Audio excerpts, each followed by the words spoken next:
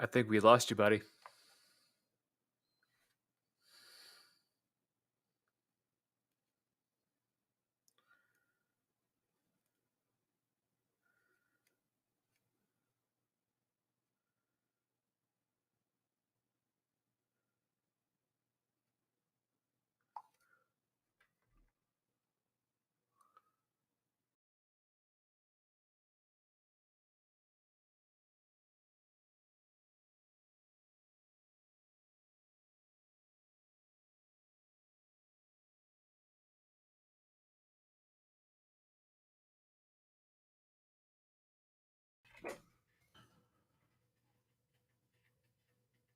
We're still live? Yeah, we're still live. Get in. Get in.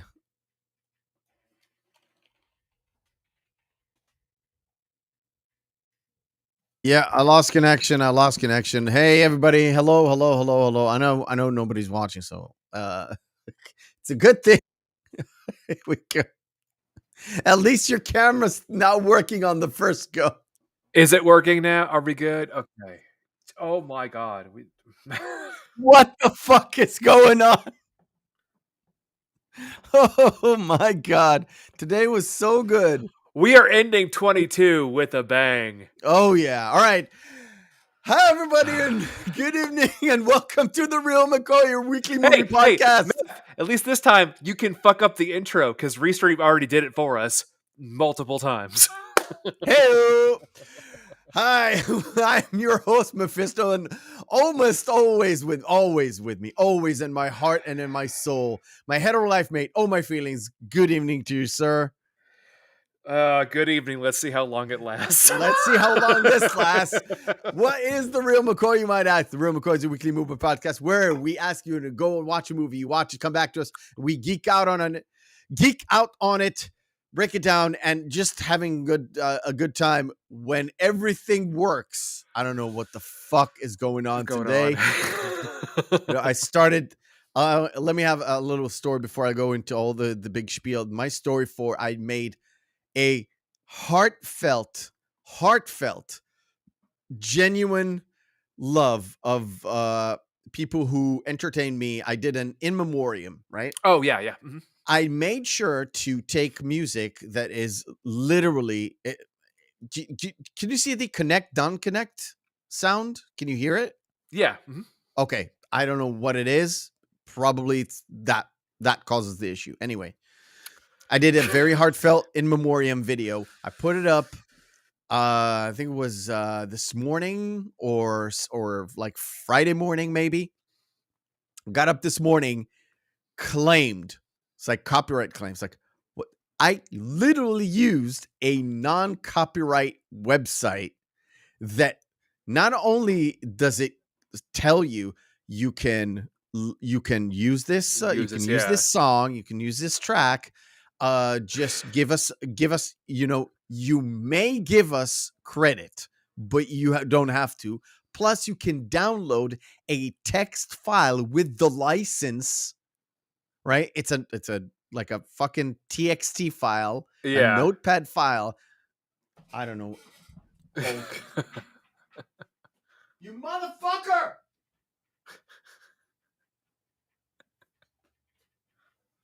As you can see, folks, this is going really well.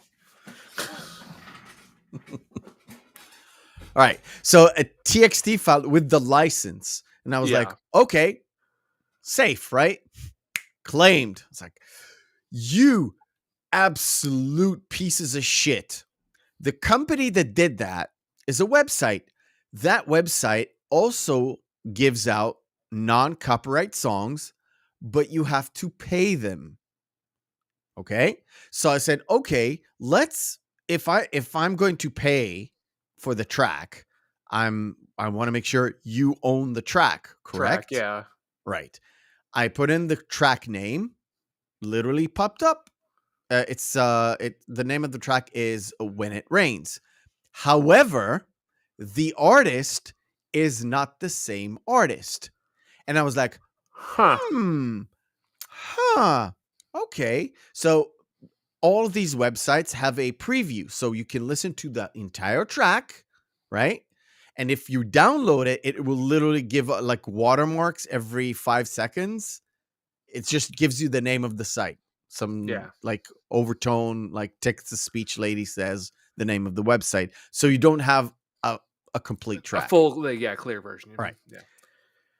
As soon as I hit play, I knew that is not the same track at all. This just the name is the same. Oh, okay. All right. And I was like, you bitches. I immediately disputed it. And my issue is this. This channel has been monetized, part of literally what I was going to talk about at the start. My channel can be monetized. Pressed on the monetization. I had a lot of copyright claims that I didn't think it would be an issue because it's on shorts rather than just regular videos or any of the podcasts, right? Podcasts or segments. Yeah. And I got a reply back. Well, you've been rejected because there's too much material that does not belong to you, which means all the copyright claims need to be removed. And in 6 days, January 6th, yes, relax. January 6th is the day I can reapply to the thing. So having that copyright claim was very terrible because you dispute it and it could take up to 30 days. Yeah. Literally half an hour before the show, an hour before the show, copyright claim lifted. And I was like, today's going to be a good day. Good day. Oh, did you?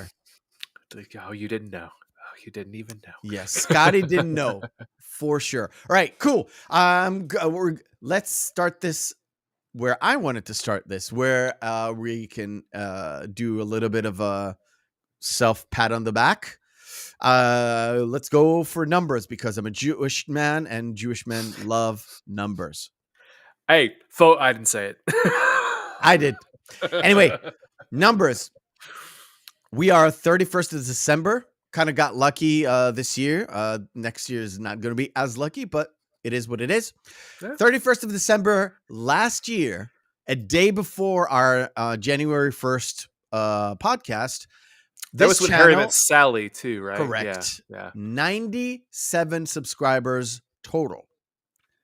We are finishing this year with 1,375 subscribers.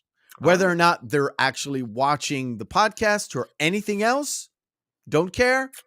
Everyone is welcome. That's going to drive me crazy all night. So it's about a 1,400% growth, which is, grew up 14 times, right? Which is awesome. And I thank every single one that is genuinely here. We got a few people that came in as guests that I've already contacted that are literally pinned for the next 6 to 7 months. Yeah, we have a lot of guests lined up for 2023. So. Yeah. And also I've been in contact with other creators, big creators, small creators as well, that have been kind of massaged into coming on, but it's all about scheduling, all that stuff. Yeah, like everything else. Yeah, because other creators have their own shit. The good thing is our time slot is pretty fucking awesome because anyone and everyone I talk to that is living, let's say, west of me is pretty good. It's like, perfect. It's Saturday afternoon. All right. The other problem, I've got like 5 to 6 other people that live east of me. And they're like, mainly Korea, Australia, and Japan that want to do the show, but cannot do the show. Do the time slot. Yeah. So we might have to do, first of all, we might have to do a few pre-taped one, but that is up to Mr. Fine. Oh My Feelings because managing real life work for him, for me, all that stuff, family stuff, all that stuff is pretty darn hard if I'm in the middle. If it's just the two other sides, you can actually meet, better than me, Mhm. but, it's not the show if I'm not here. Yeah. Well, it is the show if I'm not here, but, it's not that fun for me. So we might do a few pre-taped one for the Reel McCoy, and if that doesn't work, because you can't do it, I can't do it, or the other party can't do it, they will do a pre-taped one, and we will have it on Thursday, which leads me to a bit of an announcement. This whole channel will be moving towards a little bit more content, a little bit more live content during the week. So we will have a Monday show, which is something that is available only on Twitch, and I've done it here on YouTube. It's going to be hopefully every single week. I'm going to do a watch party, same as they do on Twitch. The only difference is there's no connection to Amazon Prime.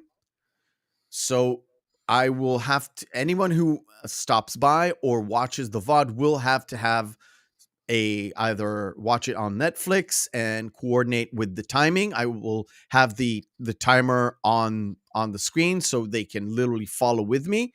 And because there's a timer there, the delay won't be as prevalent as it would on this podcast.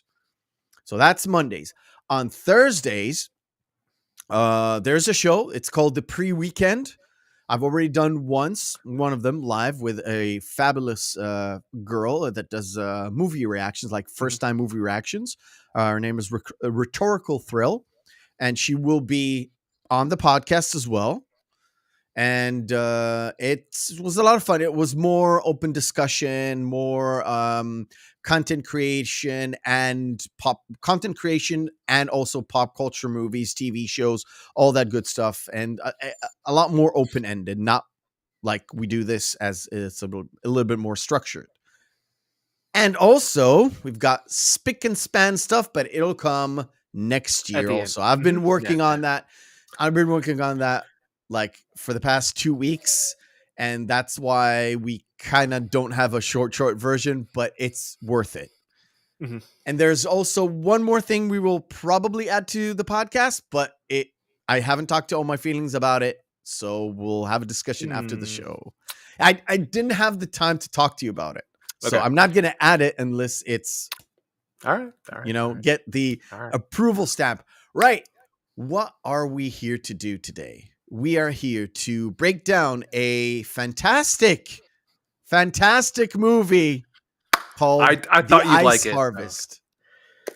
It was the first time for me watching this thing. Kind of got a little bit of it's a little bit of this, it's a little bit of that, but it's mostly a dark comedy with John Cusack, with Billy Bob Thornton. Yeah, and Connie Nielsen and Oliver Platt. Who steals absolutely every single scene he is in. Favorite character in the movie. Pete is chef's bar kiss. none the best character in the movie. It's just so good. And Randy Quaid is in it, doing a little bit of an off kind of role for me. We have Mike Starr as the menacing mob hitman. Yeah, it's a great combination. How about the poker face now, bitch? Yeah, well played. Well played. All right, cool. The Ice Harvest. Shall we just jump right into it? Well, I was gonna say I do have some behind the screens. Yes, we will. Yeah. We do this every single time we do this. It's called Behind the Screens. Production take 2.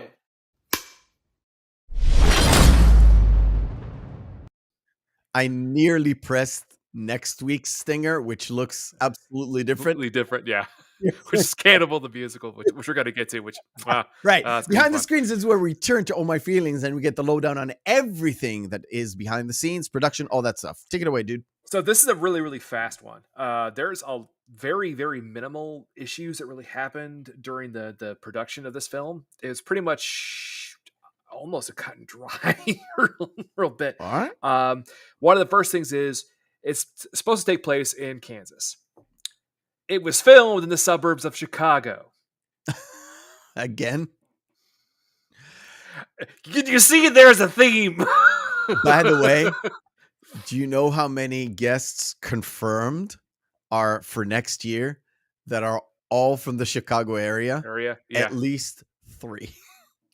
And I'm It's good working stuff. on and Good I'm people. working on the 4th. I'm not joking. Real good people.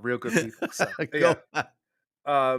Scott Phillips, who wrote the actual original novel, was actually concerned that could ever actually really be adapted properly to a film. So he wrote the screenplay on a lark. Okay. And the studio picked it up. Nice. I mean, we'll get into it, but yeah. Okay. Bill Murray was actually offered the original role to play Charlie. The John Cusack. John Cusack's role? Yeah. Too old. But he wouldn't return Harold Ramis's call. Oh, that's right. Harold Ramis is the director. It's his last one, right? I believe this is his last He film, died 2012, I think. But it didn't work a lot. No, I think this might be his I'll last check. film. I'll or check. Go ahead. Okay. But speaking of Mr. Ramis, the weather was so terrible that he almost had to shut down production during one of the days. And it would have been the only day that he had missed on any one of his shoots ever. Harold Ramis but when he passed away, he had a perfect record as a director of never missing a day of shooting while he was on set. Oh, the studios must love that. Him. Love it. He died 2014. I just checked. Okay. I didn't check. I just checked the when he died, but I didn't check if he had any other projects. Probably did. This is 2005. Yeah. And he did some work occasionally. Yeah. Monica Bellucci was actually supposed to play Renata, but had to leave due to the fact that she was pregnant at the time. Okay. Which makes sense. Yeah, I get it. Yeah, the quote that comes up time and time again as Wichita Falls, so falls, Wichita Falls. Yeah. Is actually the title of a Pat Metheny album. Who is Pat Metheny? An old rock star. Okay. Yeah. Okay. Charlie's last name, Arglis. Yes. In German means fraudulent or deceitful. I was going to ask you if it has anything to do with Arliss, the old TV show. No, Arliss? but that's an interesting take. No, it doesn't. Okay, because it kind of, if you're saying, okay, it kind of fits. I don't know, kind of fits. I mean, nobody has seen Arliss. That's what was canceled, but I remember it. Robert Benton stepped in to not only do some co-rewrites, but also he was offered originally to direct, but Harold Ramis loved the script, so he actually petitioned the studio to make the film because he loved the script that much. Oh, cool. All right. Yeah. That's always good to have a director that actually has a script and it's like, I fully endorse this. I love this. See, this is a project I want to work on. So, the Sweet Cage, the strip club that Renata kind of manages, for lack of a better term, was actually a seafood restaurant that was closed down. Okay. So it was I'm not surprised. I'm not surprised. Harold Ramis, being as frugal as he was, used the old silverware from said seafood establishment. Okay. In the brass candle scenes. You know, the restaurant where you see Vic and you also see Pete for the first time, and where Pete and Charlie go back to where they have the last drink at the bar. Where they go to the back room? There's a restaurant where he meets Billy Bob Thornton, and then Pete Oliver Platt just drags him into the Yeah, back room. that side bar, area. Because there's yeah. so many places in this movie. So you got 3 different strip joints, and you've got the restaurant, and everyone is there's a close up of the name of the thing, so you know where it is. Yeah. That's why there's the close up when you first go there. That it Yeah. shows the big sign saying the brass candle. Yeah. The flatware that was used in the brass candle scenes was the former flatware from the closed restaurant that they built this weekend. Obviously. It's pretty perfect. That Pretty little perfect. little touch Yeah. there. Little touch there. So yeah, after that we can That's just it. go right Cool. on in. Yeah. Cool. We start the show. We start everything with basically Charlie and Billy Bob Thornton is not Pete. Pete is Oliver Platt. What's his name? Vic. Vic. Yeah, it's Vic. So they're sitting there and they're talking about how they literally stole money from the boss. He even Charlie even says, "I stole money from my boss." And also there's a little bit that's important right before there where you first see Charlie standing in that open field where he's looking out and he goes, Yeah. if I had any character, I wouldn't have stolen $2 million from my boss. Yeah. That's important because it'll come into the alternate endings, which there are 2. Really? I will tell you about at the end. Yeah. Okay. Yeah. Color me surprised. Okay. Yeah. And to me, the first thing that I got from that conversation, I'm really sorry. I had suspicions because I'm too old for this shit. Not this shit, but I'm too old, I'm too experienced, and sometimes movies that are meant to surprise you, sometimes they don't surprise me because I catch things that are not supposed to be caught on the first go. Like you would catch them when you watch it the second time and you're like, oh, I should have seen this. See that, yeah. I saw those suspicions right from the get-go and I was like, okay, he might do this, but I might be wrong. Maybe it's showing me and not telling me, and I'm supposed to go on that path, and then you'll subvert your expectations. Yes. Mouth isn't working. Subvert my expectation, and then they will go the other way. Yeah. And when they went the way that I thought, I was like, it didn't subtract from my enjoyment because it was like a cool hour and a half quick. Was it hour and 40? It's only hour and a half. It's 90 minutes. It goes by at a clip. Yeah. So fast. And it went by so fast. I'm like, damn. All right, cool. Well, and to be fair, like this is only supposed to take place under 24 hours. It's less than 24 hours of the entire film. I think. A night and a bit of the morning. Well, it starts in the morning and then it ends up at the very end of the film at the next Christmas Day. Yeah. But it's less than 24 hours overall that you actually see everything happen. But I have to say, just from the get-go, just the banter in this film, oh my God, it's so good. It is so good. And it Vic, when he orders the drink. Yeah, when he orders the drink, it's just so good. Vic, even in the car, going, "Am I have to what's wrong with? Am I have to slap the shit out of you to get it out of you, or what?" Because and then when Charlie asks Vic, "So what are you going to do about the money? Where we're going to take it?" He's like, "Well, I'll go ahead and take it, and I'll hide it because apparently you can't seem to control yourself." And he's like, "Yeah." So it's like, "Are we done discussing this now?" Yeah. Are we done discussing it? That was like my first red flag, and it bothered me throughout the movie until the reveal. Yeah. And I was like, okay. And this is a perfect shot right here too, because it does show the immediate, I would say the change in demeanor that Charlie already has. Was like typically like he always says he orders a beer that gets brought up again. It's like, yeah, you ordered rum and pineapple juice. And what's funny too is after he takes it, like, this is disgusting. This is disgusting. Yeah. I was like, what do you expect? This is disgusting. And the other red flag is literally Vic's tell him just act normal.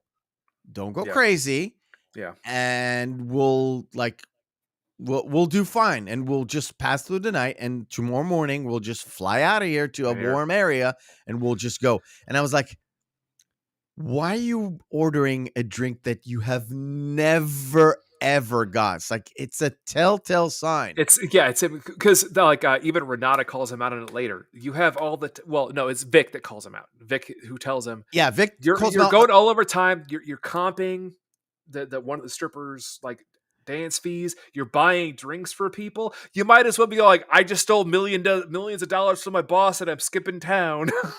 Yeah.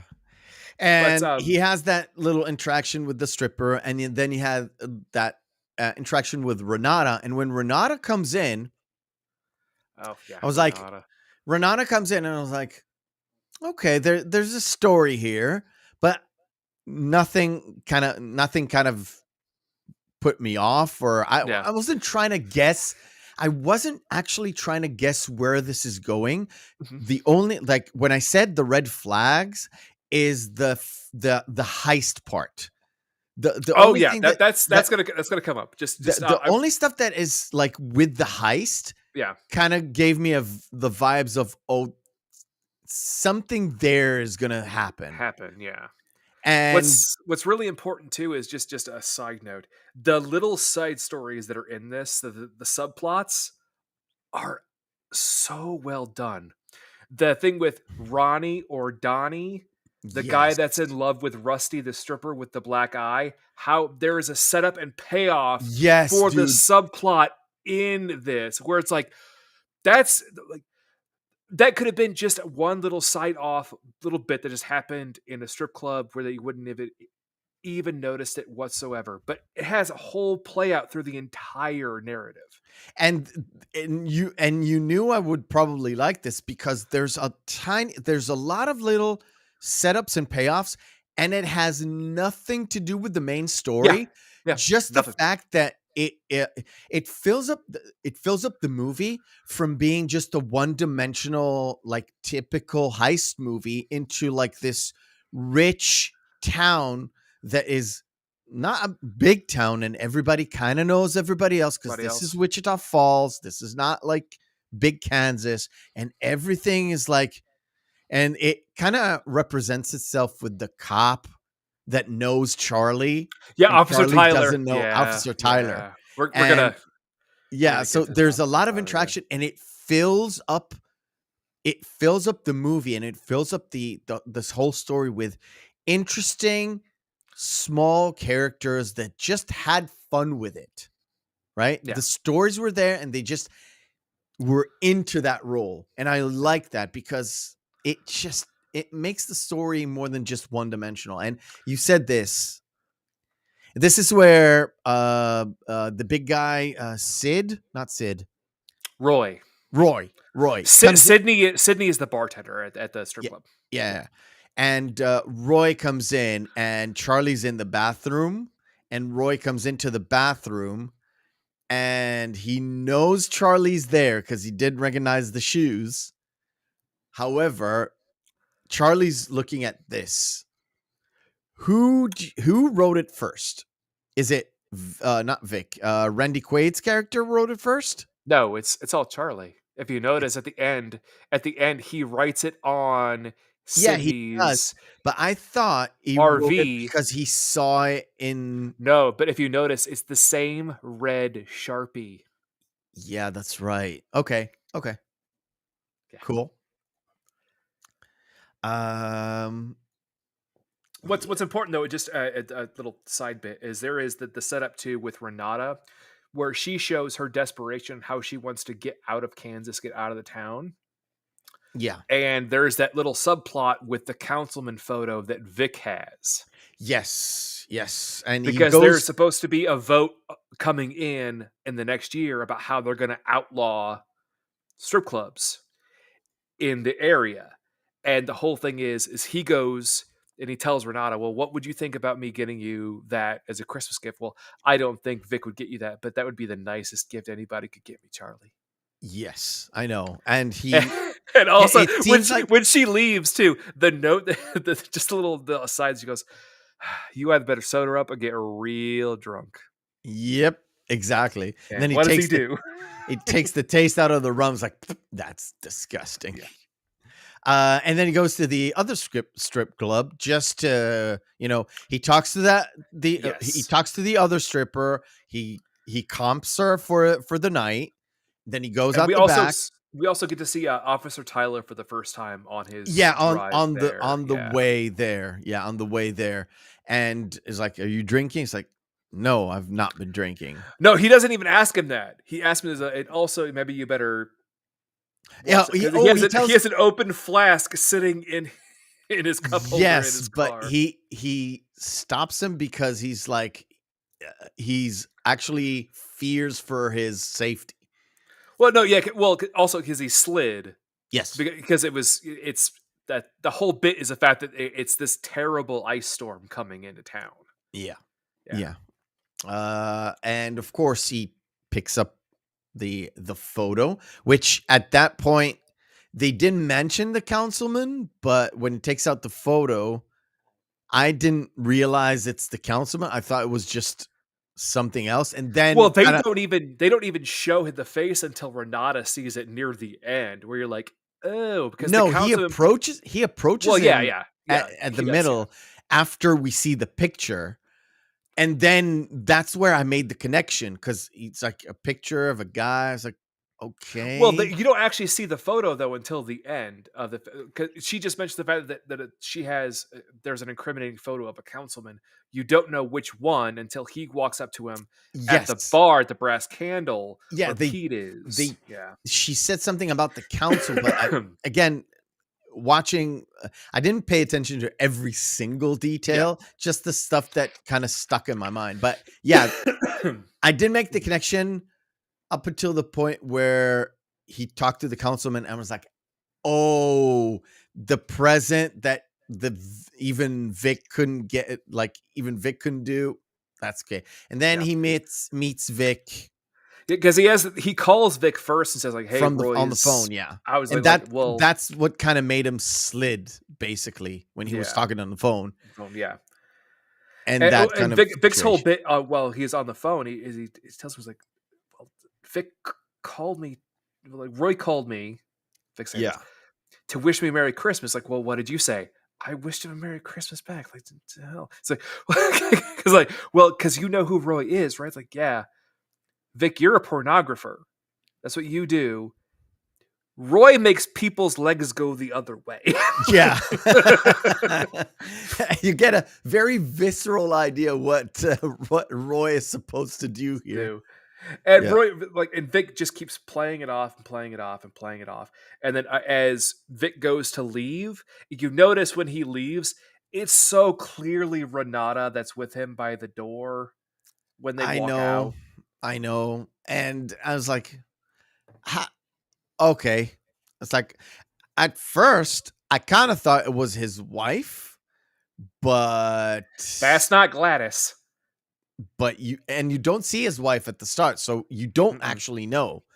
But then the only thing that he mentions about his wife is the fact that she's on a subway diet. Yeah, she has 2 footlongs for lunch and 2 footlongs for dinner.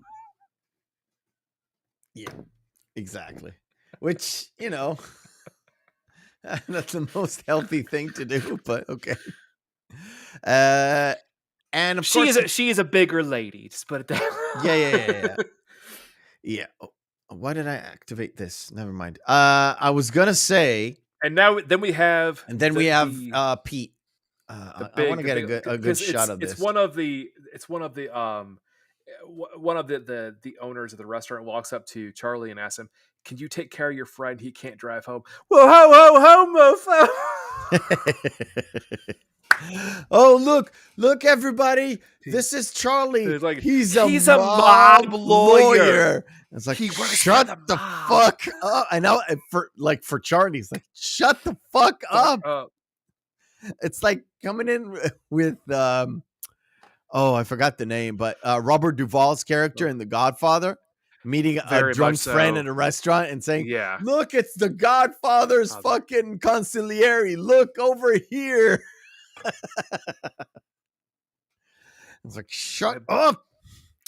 And then they have that they immediately set the rapport.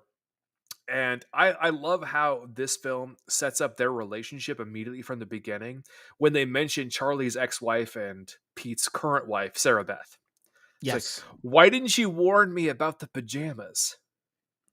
Yeah, that was I like, think I was like, I didn't think to warn you about it. It's like, I've never seen anybody who wasn't a toddler that wears them with the footies. I was literally bewildered why that detail was there. Because I thought, well, maybe that's a setup for some. Clearly, it was never ever discussed anywhere in the movie ever again. It's all just about how there's that intimate knowledge there where they both know Sarah Beth so well, where it's just like, mm. Yeah, and and then when Pete goes, "Hey, did you ever yeah, with any of the strippers?" It says, only when I'm desperate, shit faced, or generally have my head up my own ass. yeah. And what does Pete say? I don't remember. I'm all three of those things I'm right all three now. of those. Yeah. That's what I said. Like I was. What did he exactly say? Because it was so fucking funny. And immediate, as soon as he said that, it's like, I It's like like, this guy. it's so good. He's literally, he becomes the comedy relief for this Yeah. entire fucking movie. And every time Charlie's down, he brings him There's up. Did Pete, you yeah. notice that? Yeah. It's so fucking weird. It's like, it's so simple. It's so goddamn simple. Of course, when Pete goes to the bathroom, he gets No, approached. it's Charlie goes to make a phone call, and Oh, yeah, and yeah. this is also the second time where you see the Wichita Falls because it's Yes, above the because it's payphone. above the payphone. Yeah. Yeah, and this is where the councilman asks him like, "Well, what would you think? Like, I could pay off, just saying." It's like, "Well, what are we talking about? Six figures? No, five, low five, Yeah. for the photo." Yeah. And then, of course, And Charlie. and I love the little thing where he passes like, "Well, councilman, it might be closer than you imagine." Yes. And I was Because the like, photo is right there. yeah, the photo's right there. And I thought, Yeah. well, that's a little bit on the nose, but that's fine because we, the audience, are there to pick up on Charlie's like whatever he's saying, right? Yeah. And then, of course, the interaction at the house. It kind of starts on, this is the Well, outside. there is just that great line at the bar where Mhm. Pete has that one, the frosted tip Mm. douchebag with all the Yeah. girls around him, like, "Hey, by the way, you're giving the finger to the mob." And again, it's like, Pete, shut the fuck up. Shut up. So they have that little interaction about like her sexual activity. Let's just say that on the outside. Well, this is when Pete comes clean to Charlie. Yeah, Where about when he had sex with her when Charlie was married to Mary Beth. having Sarah Beth. Sarah Sorry. Beth, yeah. Well, and also he says like, well, when they first look into this line, I love this line when he looks in and sees the head of the table chair open. Yeah. So like, Pete says, "I can't go in there. I can't fill that chair." And Charlie says, "Neither could I if it makes you feel any better." Exactly. And that only And then tells me after the conversation about the affair, she goes, "Well, aren't you angry? We were friends." He's like, "Well, no, it just makes me curious. It makes me wonder who she's fucking now." yeah, and I could tell Pete's face It's like, change. But then it kind of changed. I don't know if you noticed. It changed and then it changed he's back right back, yeah. because he's like, it's like, I don't care. Yeah. It seems to me that he really didn't care. He's resigned to his own fate there, which comes up near the later on in the film too.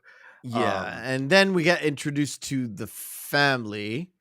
I want to get a good shot. Well, we'll just stay on Sarah Beth, but Pete goes in, guns fucking blazing. Merry fucking Christmas! Yeah. I brought the Ghost of Christmas Past.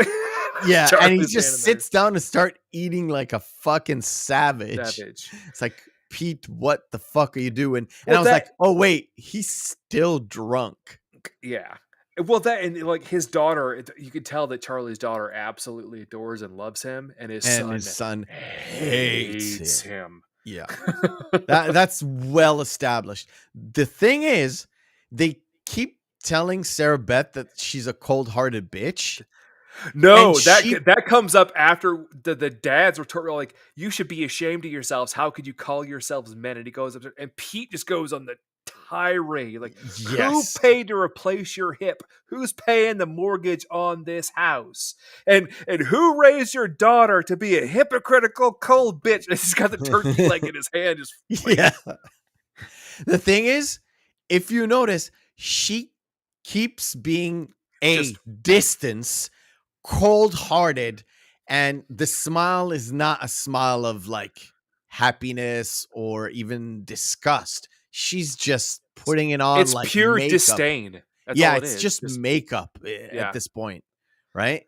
And she's barely talking, right? She barely said anything. The only thing she says is "Merry Christmas, Charlie." Yeah, at the end that's when right. they're getting ready to leave. Even her mom says more, like she has more dialogue.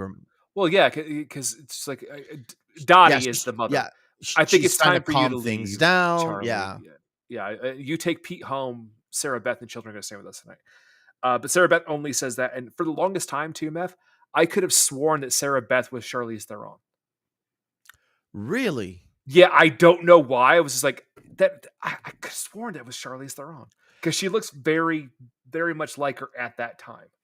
Yeah, but this is like 2005. Yeah, I don't think Charlize Theron would have taken that particular role. No, I don't either. Yeah, because there's no meat on the bone. Basically, there's no lines, there's no dialogue, and it's a kind of a throwaway character. Yeah, it is. Yeah, very much so. Yeah. And of moving course, on, when they leave back, they go back to the bar. But when they leave, though, I think Pete has one of the best lines in the entire film. Right before he throws, outside, right before he throws it. On the whole, I think that went well. That went well. And he throws the fucking chicken on the house.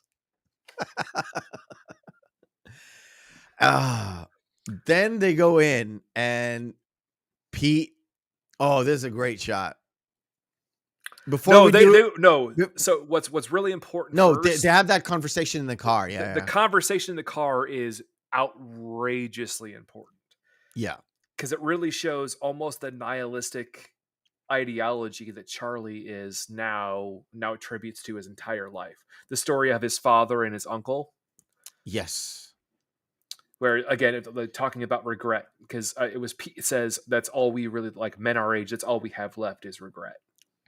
Yeah, and Charlie, his entire the thesis of his argument is it's futile to regret. And I love that Pete says, "What is your whole point? Is you take after your uncle?" Yeah, it's like no, that's no. And then Charlie says, "This is the last time I tell you a fucking story." Exactly. The whole point is, it's the dad and the uncle are two brothers. One lived a decent life. The other one went all out on the bender, and they ended up dying within a day of each other from the same reason. And one died from a heart attack, one died from a car accident, but it didn't matter. Yeah. The good man died from a heart attack. The bad one died from an accident. Yeah. So it doesn't matter what you do. There's no exactly. And it was kind of profound and kind of a black pill. And it's like, if you look at it real, kind of a black pill. But it is what it is. And when they go back to the bar, because Pete didn't have quite enough to drink. I love the bartender is so kind to them too, where it's just like, okay, one more drink. It's on the house because I'm not reopening the register. Yes. But then you gotta go. And then Pete's tired. He's like, and what you're gonna be wearing in my mind is the necklace. And that's it. Yeah. and the dude, her boyfriend, is seething. And also Pete goes, "It's not a crime to think Yeah. about it. But he is so brazen in how he acts.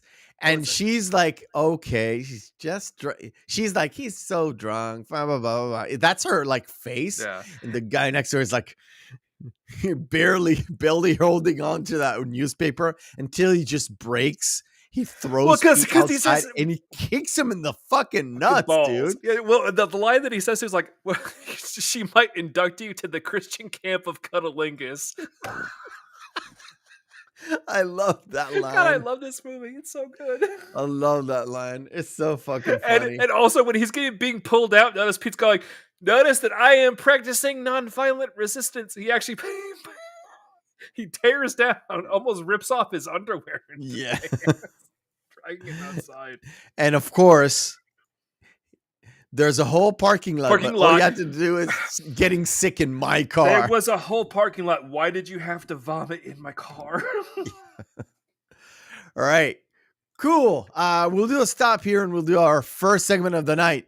It's been contentious. It's been, backstage. There were lots of fighting, lots of drama between the co-hosts. Not really. It's like you called me a bitch. I said nothing. And we kind of resolved it with you calling me a bitch and a hoe.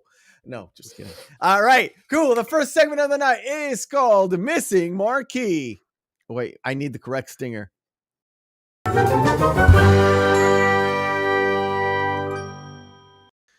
I've uploaded all the new ones. God damn it. I need to be careful. All right, shush. cool. You're leaking stuff. Shush.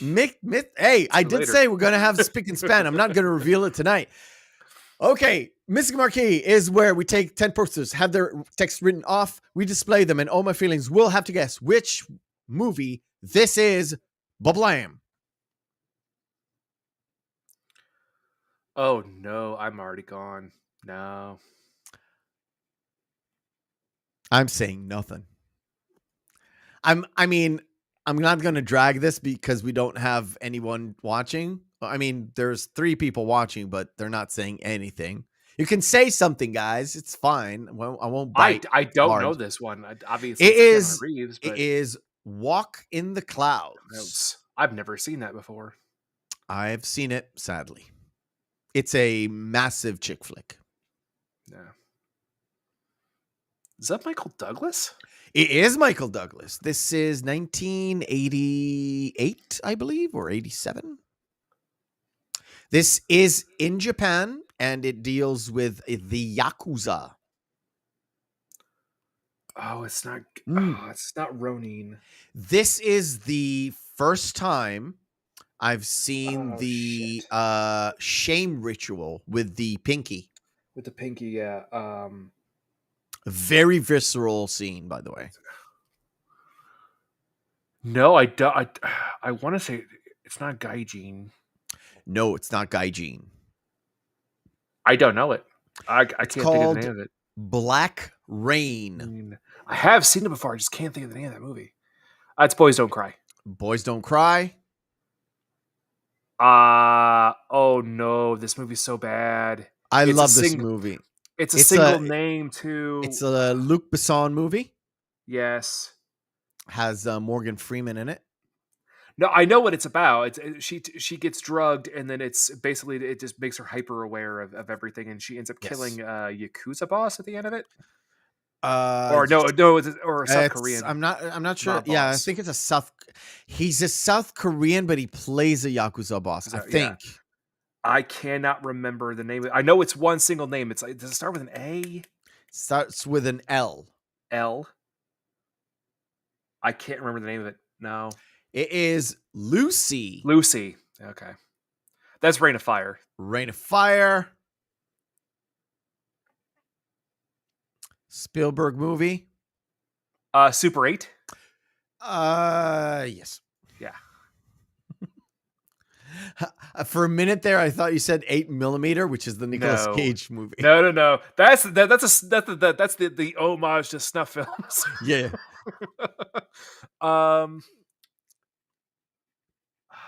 Another 1999 movie. Is that Bull Run? Not Bull Run, no. It's about the tobacco industry. Yeah, I am having an off night. I Obviously, I know, know I it's know, Russell Crowe and Al Pacino, but I know you're having an off night for sure. Because if I do check the tape, you and Tom are literally neck and neck on like milliseconds on who's seconds. Yeah, I faster. know. I am completely running. It's not Bull Durham. No, Bull Durham. It's That's Kevin another film that I know. Costner, and Yeah, it's yeah, about baseball, not the tobacco yeah. company. This is, of course, The Insider. Oh, you got me on this one before. This is a terrible Terrible movie. movie. That's Nicole Kidman and George That Clooney? is, yes. This is a movie back in the day. Oh, this is about them attacking the UN, isn't it? Yes.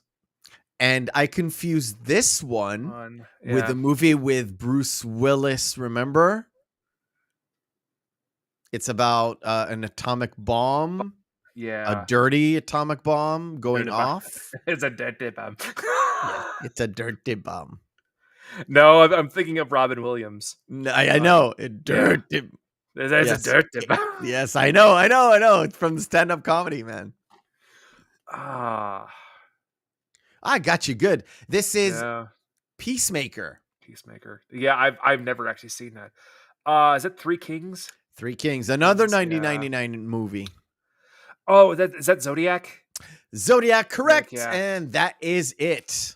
Note the fact that all the films that are actually worthy of note, I got.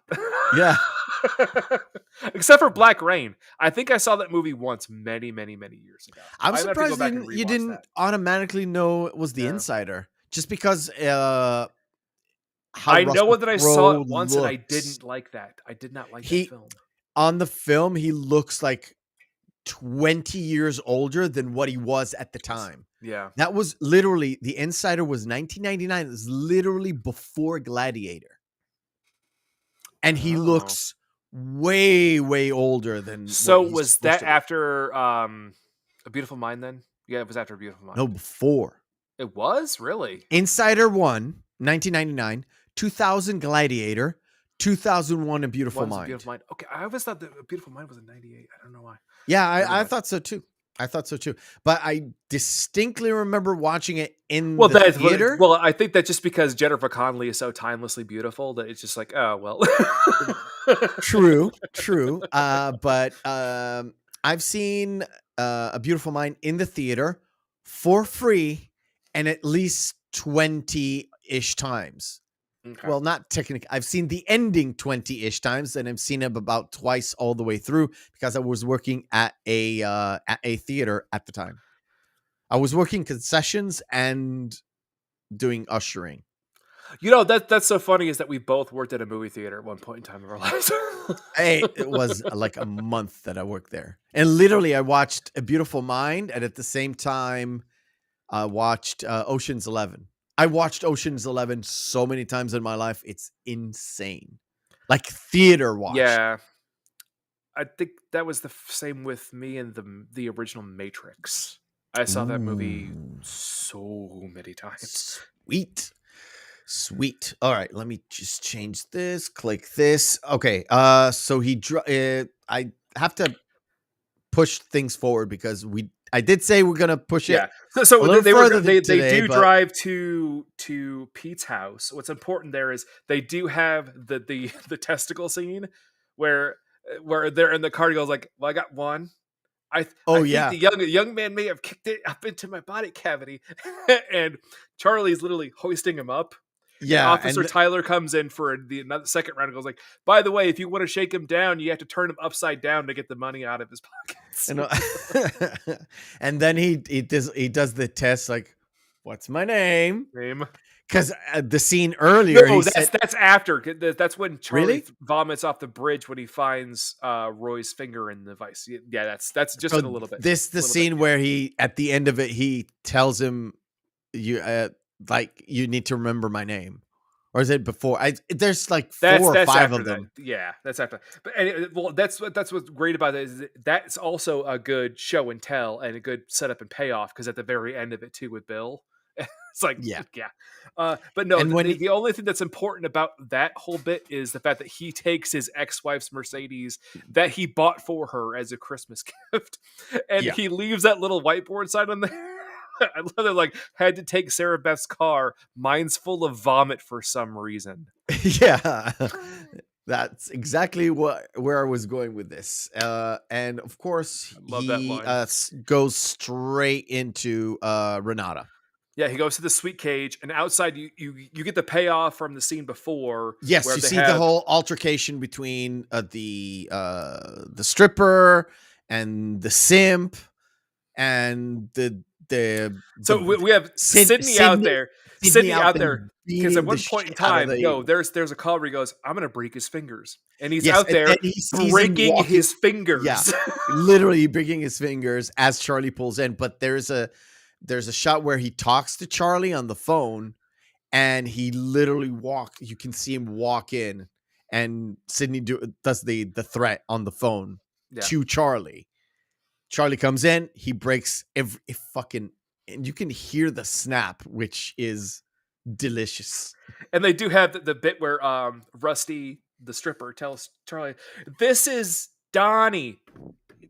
It's Ronnie. Yeah. He was in my classes in high school. We were and we're getting married. Yeah. And of course, he comes in, talks to Renata, and he's trying to be cool as shit. She has him Giving like, her do you smoke? No. yeah. And she looks at it, and this is my third red flag in their conversation. It's a big one. Mm-hmm. The third red flag, because she knows that they were skimming off the top. How the hell would she know they're skimming off the top? Well, and that doesn't even get brought up until after this too. Where the big I'm red flag sure here. No, because he ends up calling Renata when he goes to Vic's place at the strip club, the other strip club, and they find the finger in the vice, and he thinks it's Vic's, not Roy's. And then they have that conversation while she's in her office, and yeah. that's where it was brought up.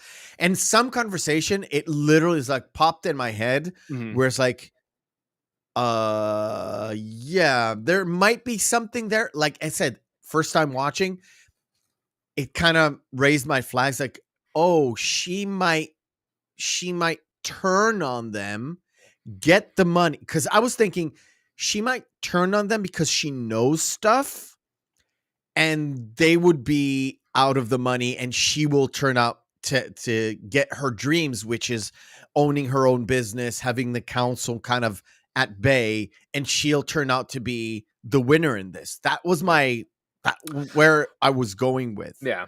And the big red flag here too is even Charlie calls it out. Well, why aren't you excited? Because you got what you wanted. And it's like, oh, I'm elated. Can't you tell? Where it's like, and this is when Renata gives him the heads up about Roy. That Vic called her and said, "Hey, you're right. Vic says you're right about somebody. You should call him." And goes. And that's when he goes to Vic's place. Yeah, he To goes the strip club first, and he hears the pounding of like, well, someone's clearly having sex, and he's knocking on the door, and it's actually just it's open the velvet room. touch. Yeah. That's right the there. velvet touch. I just wanted to give there's a whole thing where he goes in, he walks in, and to me it's like, this movie has been like really popping in terms of getting from scene to scene, and the whole scene where he searches the strip club seemed to be a tad too long for this movie. I mean, oh yeah, no, that's fair. That's fair. Yeah, maybe it's like, it's nitpicky. I know it's a bit nitpicky, but it is what it is. So he finds out there's just a porno running. Then he goes out to some sort of storage. He finds the thumb in the vice, and immediately thinks it's Vic's. That's Vic's. Yeah. I didn't think it was Vic's. No, see, that's good. No, it wasn't a red flag, but I thought this is a bit too obvious to be Vic's. Yeah. But I didn't know what was up. Yeah. And so for me, I was gonna say, so right after this, then we get the scene where you Yeah, have the where bit with he Officer Tyler, where he stops at yes. the bridge, vomits over the bridge, and when he walks into the sign, it's like, boom. Boom. Yeah. It's a massive thunk. And he's like, "You're okay?" It's like, "Yeah, there's just this sign in the way." Or something. One Yeah, of those and lines. that's where he says that too, where he goes, "What's my name?" He's like, Officer Taylor Tyler. Tyler. Close That's enough. okay, sir. Just be safe, right? Well, he said like, and I don't want to see you out here again tonight. Like, And I thought it was leading somewhere. It kind of yeah, led to something else, but I thought it was leading to where he was eventually going to be. Because again, my way of thinking, I was watching this. My way of thinking was maybe the officer that's going to be the one that is the foil. If nothing happens with Renata, then Charlie might fuck up and Officer Tyler would discover the money, money. and Yeah, that would be how they lose it. Because I yeah, thought that's they fair. for sure they're gonna lose that money, Yeah, and I ended up which real is great too, because I love it in the middle of this they again twist everything because Charlie calls Renata saying, "Hey, I think you're right." Tells him all about the skimming, and he says, "I think that's Roy killed Vic. Vic knew where the money was. I don't know where the money is." And he even asked Renata, "So will you run? Will you come with me? Will you leave with me?" And Renata says, "Well, why would I leave with you? What? Leave and be poor?" yeah. And this is where I was like, that that like spring my red flags. Like she's gonna get this money, or or she knows where the money is. Yeah, That was my whole, because every single scene, like I said, it was popping, right? It was going from scene to scene to scene to moment to moment to moment, and every single moment is like, oh, okay. So I was already having this kind of a tree of options going off in my head, and like I said, that's why I like it, because when you have a tree of options, you don't know where it's gonna go. But like I said, I was already onto her being not who she says she is.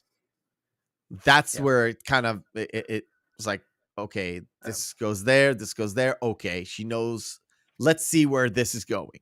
yeah. I was waiting for it to go sideways. Mm. It just didn't go the sideways I thought it was gonna go. Yeah.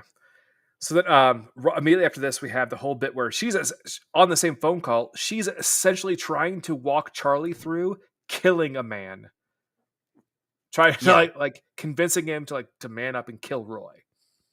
yeah. And when he gets to Vic's house, he And finds he finds Gladys, yeah, poor it's Gladys, like praying by the Christmas tree, and then he looks and there's a gaping fucking hole. hole in her. And Billy popped up Vic, like, "Oh, that's sweet Yeah. that you care so much." It's like, "Oh, you scared the shit out of me." It's like, and when Vic says, "This is where the black humor really starts," and it's all throughout the next bit. Everything about the trunk and the garage scene. Oh my god, it is black humor at its best. I When I saw the trunk and their whole exchange, actually, when Vic appeared and he was nonchalant about killing his wife, I was like, It's like, oh my yeah, feelings, that's what he loves. It's like, dude, I know you enough time. You recommended this movie. You said dark comedy, and as soon as I got the Vic thing, then they move into the like garage and saw the trunk. It's like, oh, there's Roy in the trunk. It's like, okay, okay, this is where my man yeah. that's where his his balls are tingling for this It's movie. like just all my interest right there. But I Yes. love the line where he said like Roy threatened to shoot her. He didn't realize that there wasn't the level of commitment or affection. and Then in the trunk. the trunk, and they try to put it in his car, and he says, well, I'm gonna bring the Mercedes because there's more room. And Well, the first thing too is he puts his head down there. shot goes off. Yeah, Like, shot comes in. I took his gun. And the most obvious statement. Well, I guess he had another gun. Yeah. And And then, Vic says, then "How did he reload it? There's so little room." and the line too, where Roy goes, Arglist, if I get out of here, I'm gonna kill you. And then everything goes like, Arglist, just let me out, and everything will be fine. He's like, but Roy, you just threatened to kill me. I didn't mean it. I didn't mean it. That was already in the car, wasn't it? No, that they're still maneuvering it that around, was trying in to the get it in garage? the back of the Lincoln. The only thing I didn't understand for real is they had to take the wife's body, yeah. right? It would fucking stain that fucking car.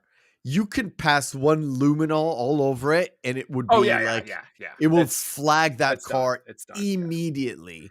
There is a lot of forensic faults in this film. A lot. That's why it's so great. It's over just one night where they're not even thinking about repercussions. They're just trying to get the fuck out of this. Because when he put the wife in the Mercedes, I was like, people will discover this immediately. And I was like, well, yeah, at the end of the movie, I thought about it. It's like, yeah, they didn't really think that much. And this is how real people get caught. And this is supposed to be a story which is grounded in reality, where people just do and don't necessarily think. Mm-hmm. And that kind of leads them into a lot of fucking trouble. So it's an actual good story because the comedy there is subtle, just like real life. Yeah. Just like real life. I've settled into, yeah, this is kind of a fucking fun movie. Funny, yeah. Well, that too, when Roy won't shut up, when Vic grabs the golf clubs and just starts beating it. Yeah. And also the diatribe against Vic has against the Mercedes. Especially the one that's like, oh, one day you're driving Mercedes and all of a sudden you're an asshole. Yeah. Yeah. And it's something somebody would say about someone that drives a fucking Mercedes. And it's funny when they get the trunk and the back's like, Jesus Christ, Charlie, you are right. These things are spacious. I love the fact that when they do have the exchange in the car, you can tell Charlie. No, you can tell Charlie is afraid of Vic. The realization that he is afraid of Vic. Because they even brought up the whole thing with the thumb too, where he goes, oh yeah, because he goes, hey Roy, good news, we got your thumb. Yeah. And the fact that kind of it dawns on Charlie that he doesn't know where the money is. He is. And the big thing is with Roy in the background goes, Arglist, you realize that he's gonna kill you. He's gonna kill you. It's like, well, he has a gun, he would kill me already. He needs you to empty the car first, and then he's gonna kill you. Yeah, and it kind of leads me to when they actually push the thing to the the dock. And what's great is there is actually an Oz reference in this. Really? Yeah. Because Vic says, pay no attention to the man in the trunk. Oh, that's right. And then he also says, well, I don't know I can't remember which end your head is at. So that he shoots the trunk, goes, I guess that must have been his head. Yeah, I guess that must have been his head. So Charlie, because he's afraid, and we know he's afraid, it's like, I'm gonna push and you're gonna pull, otherwise you're literally gonna push me into the water. I don't care. Well, that the entire time too, Vic has the gun on the trunk as they're moving it, where it's like, yeah, and he literally has the finger in the trigger, and I was like, dude, you're gonna kill Charlie right there and then. If this is a dark comedy,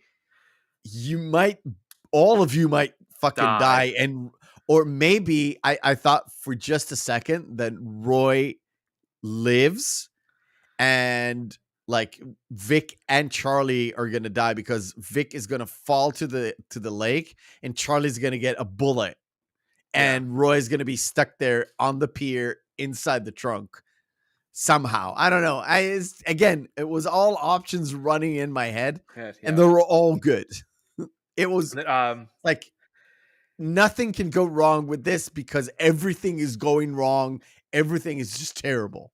so speaking of that, does set up where you hear a gunshot go off, and immediately you think, "Did Vic just shoot Charlie?" But no, then you see Vic saying, like, "God damn it, Roy, that was just blind fucking luck." Exactly. As Because blood he starts to shoots him. swell. Yeah, he shoots him here and it literally starts to pour. I was like, okay. And then the That's trunk pops open and he goes, "Okay, Arglist, help me out." As Roy gets out, you can see his bandaged hand and everything. yeah. And then Vic shoots him. And this line is so perfect.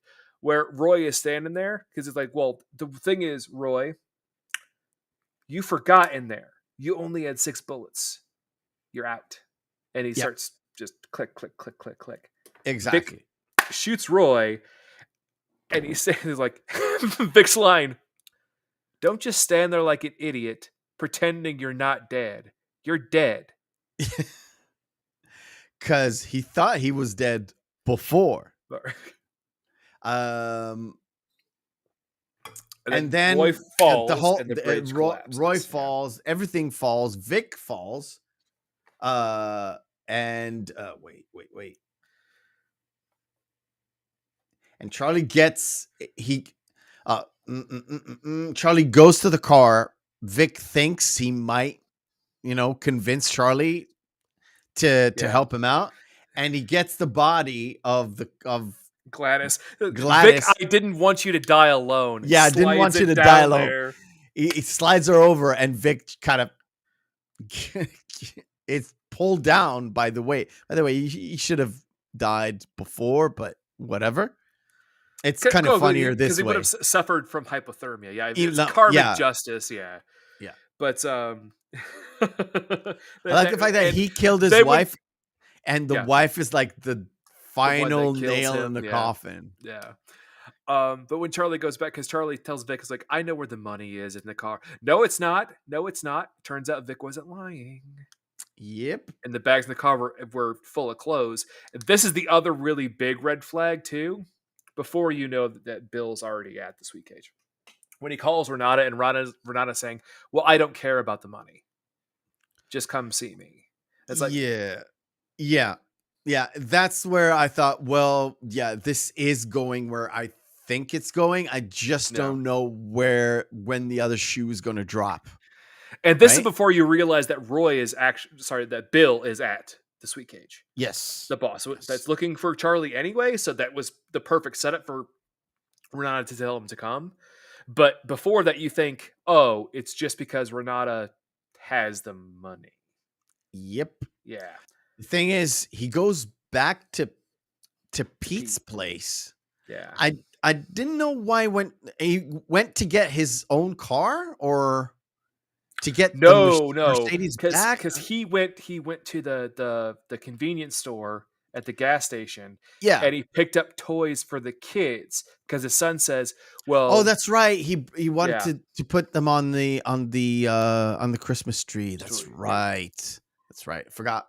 Yeah. And then Pete wakes up, and the gas station clerk being a snippy little bitch. Yeah. And Charlie going, "Do you have kids? No. Shut the fuck up. Shut the Bag fuck 'em." up."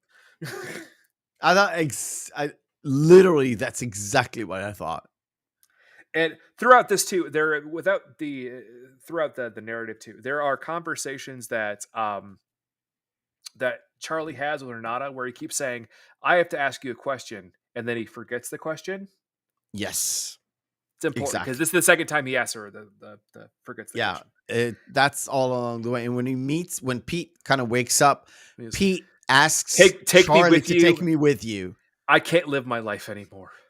Yeah. Yeah. And that's like sort of like he turns from the clown into the sad clown, I think. Yeah. Right? He's a very Pagliacci character. Yeah. Yeah. It's weird that way, but it just works, I guess. It does. Works. Yeah. Oliver Platt is fantastic in this film. Like, I think this is his best role in his entire career.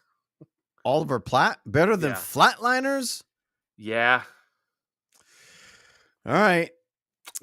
I love the fact that Charlie walks into Renata's office with the shittiest 6-shooter ever, And it's empty. and it's empty. And he saw Bill's car Yeah, he saw outside. the license, The top the dog. top dog license plate, and he walks in. He was looking for him. There was nobody there. He gets to the office, and somehow he It's like, gets Renata, let's go. surprised. And then she sees that Renata's taped down. It's like, so where's Bill? In the bathroom. And this is where Bill actually even notices again the Wichita Falls Yes, playing out through the entire. It's like, that's clever. I like that. yeah, and he walks in, and I'm just waiting for him to just blast. And I don't know how Charlie made it out of that room somehow and got the shotgun. And when he shot the shotgun, Full birdshot. yeah, the first thing that came to mind is the Dave Chappelle skit from Sticks and Stones. That's first a good thing call. on my That's a mind. good call. Yeah, no, that's a good call. Before he even took the first shot, it's like first shot, bird shot, second shot, book shot, third shot, bird shot, and then the gun is Jamaican, buckshot, buckshot, buckshot. That's the bit. That's Dave Chappelle. But I wasn't surprised that Bill didn't die like the first shot. Yeah. I really wasn't surprised. Well, and Renata using her feminine wiles to try to convince Bill to turn around and everything, and also like Bill's entire conversation too. Like, so you ended up messing with these two fart hammers is the term that he uses. It's like, I've never heard that. That's a new one to me. That's like, wow. I thought I heard everything. That's a fresh one.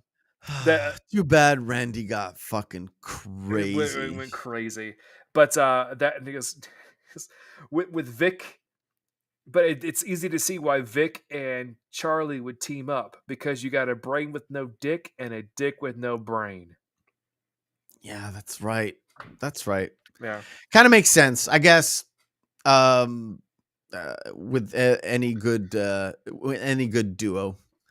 Well, the only question is, which one of us does not have the dick? Yeah. Maybe me. All right, cool. we're gonna pause right there because this is after Officer Tyler's last performance, and we're gonna pause here and do our second segment of the night. Great segue. It is called Screen Fighter. Round 1, fight. Screen Fighter for the uninitiated is we take two movies, pit them together, and see which one is the best one. There's no discernible difference between the two. Both of them are good. Both of them are bad. We fall into our criteria, which is Saturday evening, Friday evening, out with the boys, out with the girls, out with the significant other. Two movies in a vacuum. Which one will we pop in? Blam! Fargo or Die Hard with a Vengeance? Oh, okay. Well, this one's a little more complicated than I thought it would be. My original two were perfect. Given my love of black humor, I was actually going to mention this. This film reminds me so much of Fargo. And you can see why I'm going to have to go with Fargo, even though I love Die Hard with a Vengeance. My second favorite Die Hard film. Die Hard with a Vengeance is the second best of the entire series. Yeah. Which, let's put 4 and 5 on the side. I love Fargo. It's my second favorite Coen Brothers movie, and that includes like Barton Fink and all the earlier ones. For the sake of the argument, I would pick Fargo. On a Friday evening, I would pick Die Hard with a Vengeance, though. That's fine. However, Fargo is technically the better movie. Yeah. DK Rose says Die Hard. I would still go with Fargo, but I definitely watch Die Hard 3. Trading Places or Robin Hood, Prince of Thieves. The one we actually reviewed. Captain Phillips or Ladder 49. I Neither. actually watched both of these horrendous movies. Oh my god, they're so bad. I'll do. I'm the captain. No. Yeah, I'm the captain now. Let's reload. Let's reload. No, this is I'll, like I'll, which is the I'll bigger do pile of not dog shit. seen either, but I've seen both. That's a Japanese poster for Scarface, and the only thing you tell is because the katakana and the kanji at the bottom. But Yeah. Hostel or Scarface? now, given the audience, if we wanted to watch more of a horror film, go Hostel. Even though I think Hostel is outrageously overrated. They give that as like, oh, it started the whole the concept of torture porn. No, it was really Saw that started it. I'm gonna have to go with Scarface because Scarface is just Scarface is it's fun. superior. First of all, Scarface is the superior movie. film. Yeah. A better, well-told story. And again, Even though it's basically just a readaptation of the story of Al Capone and the original Scarface that was back in the 40s. No. doesn't really matter. 50s, I think. It's just a whole lot better. Plus Al Pacino. And Aladdin, a real coked up character. or Aladdin or Wild Things. Wild Things. The movie Oh, the movie that pushed the fact that Nev Campbell is going to be naked in it, and then fucking cock-blocked us. Blocked us, yeah. Shall I choose? Go ahead. I don't like Disney. I've said it many times. I will say it many more times, but I will pick animated Robin Williams any day to former Mrs. Charlie Sheen's tits. I will wholeheartedly agree. Arabian Nights, like Arabian Days. Right. Cool. In Bruges or Bill and Ted's Excellent Adventure. Now I've seen In Bruges. Let's compare. We're gonna fight to death about this one because Colin Farrell. Fuck, this movie's gonna be awful. Holy fuck, that's a good movie. Yep. In Bruges. I recommend that film to everyone, and I really want. I haven't seen it yet, but I cannot wait to see it. Is there the new film that they're in? It's I need to watch I've heard it's it amazing. Went off my radar completely, and then it came up with like a compilation of Simple Thing, and the what's the name of the actor? He played it's like I think he's Scottish or Irish. The one that's in the back. He played Moody in the Harry Potter movies. Yes, and I've seen like a snippet, like a clip of them having a conversation. I was like, "Is this In Bruges 2020?" Yeah, it's so much like In Bruges, where I'm just like, "Yeah, I'm gonna have to go see this," and I haven't seen it yet. Yeah, so that's definitely on my list. Bill and Ted's Excellent Adventure did not pass muster in the. I didn't like it even at the time as much. I don't like it. Right, last one. Really? Reload. It's the end. It's the last one of 2020. We can have another reload on this one because that's a full reload. I've seen both. Oh wow! No, yeah. I'll do another reload. Which one do you want to watch on a Friday afternoon? There we go. Right. Finding Neverland, which tries to be the original Peter Pan story. All I'm saying is right now, or Norbit. Flickchart is not the only site that's fucking with us right now. Yeah. Come on. You want me to start? Go for it. Oh, Gun to my mouth, Norbit. I know it's a bad image, but these are, I like Johnny Depp. I like Kate Winslet and such. This movie is awful. It's so bad. It's so fucking bad. It's just bad. Norbit is not a funny comedy. It's not a good Eddie Murphy comedy at all. It's like he's trying to capture 80s an 80s comedy with 90s kind of feel, He's and trying it's to set in 2007.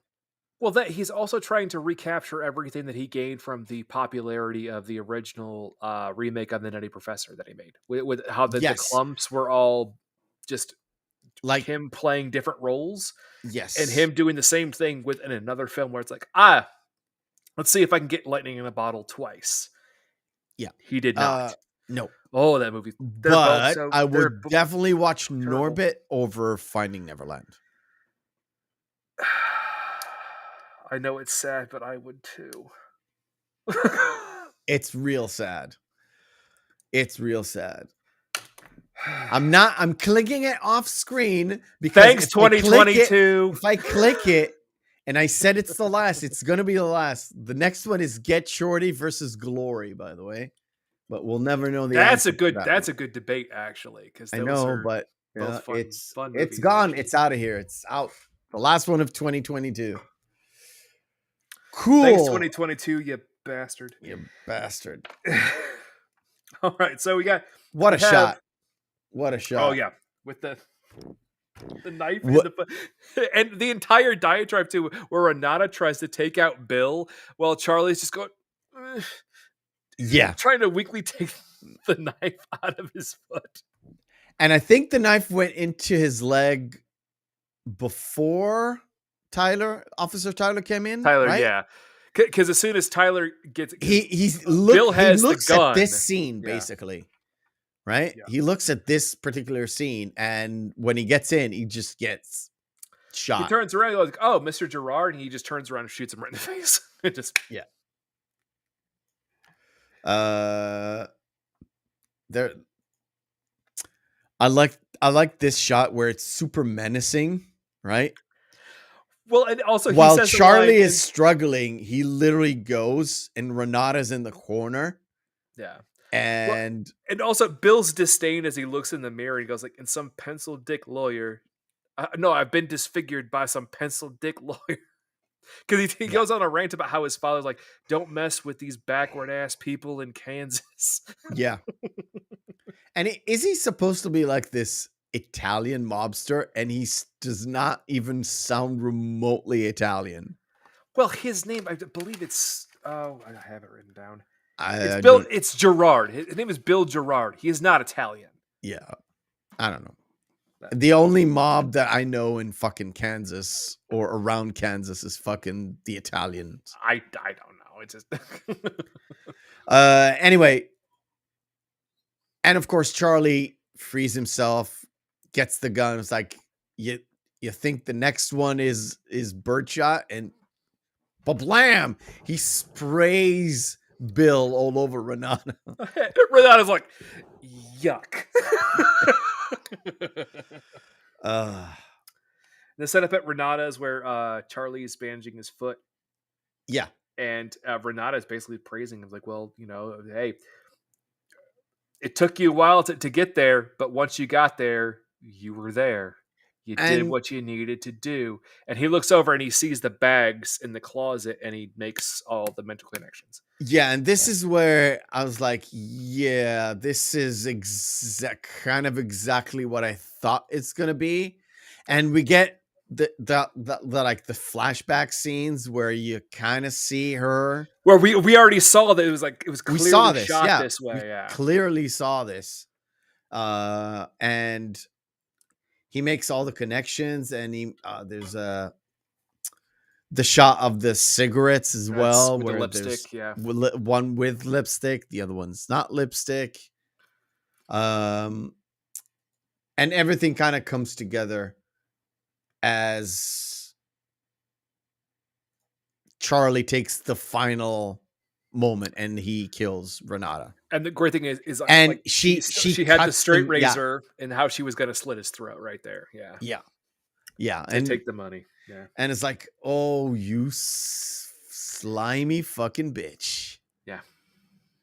And we were which when we talk about one of the alternate endings, that's going to make a lot more sense. All right. We're going to get to the end. So he takes Pete with him, but he runs into Well, because Sydney. first he stops and he sees Sydney on the side of the road. Like, oh, what is it? Because he's cursing outside. He's like, what is it? Your mom again? Because it's like, yeah, the bitch forgot to fucking fill up the gas tank. Well, so he siphons off the gas and he writes this, but he doesn't finish it. He doesn't finish it because He Sydney backs into him. backs into it. And I thought, fuck, Charlie's dead now. Dead. Because I See, thought that's one of the best things about it. Because the first time I watched this film, I'm like, that's a perfect ending. If Charlie if they would have ended it there, nobody got the money right there, done. it would have been perfect. Because everybody there is not good. Even Pete. Well, because this is after Sydney says the line, like, Charlie, don't take this the wrong way, but you're the nicest person I know. And Charlie says, I feel really sorry for you then. Yeah. Yeah. And he writes this on his truck. He backs off. And I was like, oh, this is just too perfect. He just dies there needlessly after all the like adventures that he had through the night. He just dies there and he didn't. And he gets Pete and they just drive off. Hey, buddy. Yeah. It literally, he already took Pete. We just know about it as Pete wakes up. Yeah. Because if he would have gotten killed by Bill, Pete would have just woken up in the backseat of the Mercedes, which, by the way, $2 million. still has... Well, yeah, and then also it's still full of blood in the trunk from Gladys's body. Yep, exactly. Pete, that doesn't look good for you, bud. Yeah. And that's it. Literally, the last shot of the movie is them talking, and because he goes, well, he basically like, well, where we're going is like, do they have pancakes there? They have everything there. They have everything you would ever want there, and they drive off, and that's the end. That's it. It's literally an hour 24 at this point where the credits start, which is good. It's such a fast clip, and that's again. I think the only scene that lingered too long is, as you mentioned, was them going to the Velvet Touch. Was him walking through when Charlie walks through. It's it's not long. It's just too long for the film. Everything else, yeah. Because everything else is going fast. You go from there to there, from there to there. You have dialogue. You have character development. You've got exposition dumps wherever you need to do exposition dump. Not a whole lot, which is good. You see the side characters. You see the side stories. Setup, payoff, dump, bam, bam, bam, bam, bam. And that little quarter run until he gets to the thumb is just a little. It was supposed to be building up tension there, but I think so. In this film, tension really doesn't work. Yeah. Right. So, okay, the alternate endings. Let's get to alternate ending number 1. First and foremost, Charlie does get hit by Sydney Still. Okay. But as he gets up, it's a callback to actually the first scene that he's in, where he's standing out in the open field. Okay. He just gets up and starts walking into the open field. And that's where the movie pans out, because like from what you can tell is he's suffering from massive head trauma and he's going to die. Oh, Shane style. Yeah. As in, we know he's going to die. We just don't see him die. Yeah. Okay. And so there's no Pete. There's no nothing. Okay. In there. So alternate ending number 2 is Charlie does get hit again by Sydney, but while he's laying down, there's an entire flashback to where they're having the first conversation. It's Vic, Renata, and him sitting at the sweet cage where they're sitting around, where Charlie's clearly hitting on Renata, and Vic can pick up on it. And Vic goes, "What do you want to see, Charlie? You want to see her dance?" And Renata's like, "What, Charlie? You want to see me naked?" And Charlie, being the meek kind of person he was then, it's like, "Well, yeah, I guess." And then Renata that wouldn't. Then Renata says, "Well, maybe you guys should just calm down, or maybe you guys should go." Yeah. So Renata leaves, and then Charlie brings up the conversation about how they're going to steal the money. So it's always like the setup to the original bit of the film about how it all got Okay. started. Okay. And then at the end, Charlie gets up and then he walks into the field. And that's the end So of the film. sort of like same Like, as ending number 1, but with the One, but extra just flashback. extra bit. Yeah. So explaining how it all got started. Yeah. Okay. So 2 darker endings, and we ended up with basically a happy ending In In a a lot of way? ways, yeah, because In a he way. ends up with his friend who, at the end, you can tell that there is no animosity that Charlie has. Oh, no. against I don't Pete. I don't think they ever had any animosity No, at all. Even when Pete was completely fucking black drunk. even when he openly admitted to the fact that I was fucking your wife while Yeah. you were married. Exactly. So Cool. To sum up the movie in yeah. general, an enjoyable movie, a fun movie. I like the fact, again, we mentioned this several times, it goes pretty fast. Mhm. It's a very enjoyable, like, first time watching this was like, this is like, I saw where it's going, and maybe it's just due to my experience, maybe due to otherwise whatever, I kind of picked up where it's gonna go. I red flagged Vic right from the start, turned out I was right. Red flag Renata from the start, turned out was right. But it didn't actually it didn't deter me from enjoying the movie. You know what I'm saying? Because I did enjoy the ride. I did enjoy what I was looking at. The bigger damper on this whole movie is the fact that I don't particularly like John Cusack as a person. That's fair. And I don't particularly like John Cusack in a movie past 1987 or 1988 or whatever that was. What, you didn't like Gross Point Blank? Oh, okay. So when was that? 98? No, I think it was 96, 97. Whatever Gross Point Blank was, that's the last movie I liked John Cusack in. You didn't like him in High Fidelity? No. Oh, that's right. You don't like High Fidelity. I don't like High Fidelity that because much. you have bad taste. I know. I don't particularly like High Fidelity. It's a good movie. I just, again, this one's a good movie, and I still didn't like John Cusack in it. It would have been great to have. You know what would have been great? But he maybe has a little bit of an older facade, and maybe would have asked a little bit more money for it. William H. Macy as Charlie. Yeah, I could see that. The reason why I actually kind of like Cusack in that is because you not liking him is kind of perfect for that, because you're not supposed to like Charlie. No, you're not supposed to like Charlie, but even though he's our protagonist, he's a piece of shit. Yeah, but you need to relate to him, because even if you can categorize him as like the anti-hero, maybe not actually the hero. He's not even an anti-hero. No, he's a villain. He is. Then I would reiterate, John Cusack, not that great for him. Not that great of a casting. Everyone else, Connie Wilson, I think. Renata. Connie Nielsen.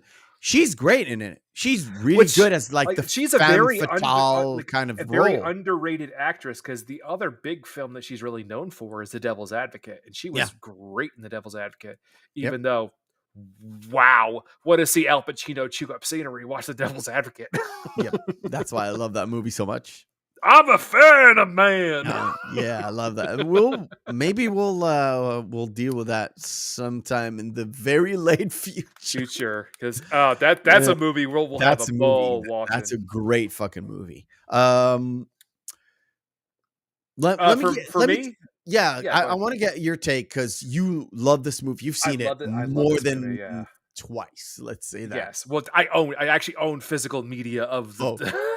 That's cool. I enjoy this movie so much. You literally told me when you picked this movie as a Christmas movie, and you said, this is probably my favorite Christmas movie. It's it's a Christmas movie because it does take place over Christmas Eve and Christmas Day, so it's Yes. still considered a Christmas film. This is, again, as we've gone over before, you can see why this film is so just right up my alley. It's not only a heist film, it's also a black comedy.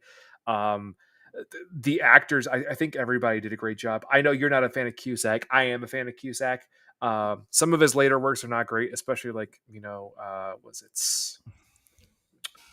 the Stephen King adaptation of Cell, not only Cell, which is awful. Nobody should ever watch that. Read the book instead. The book is far better. And also Room 1406 or 1408, something like that. Yeah, something like that.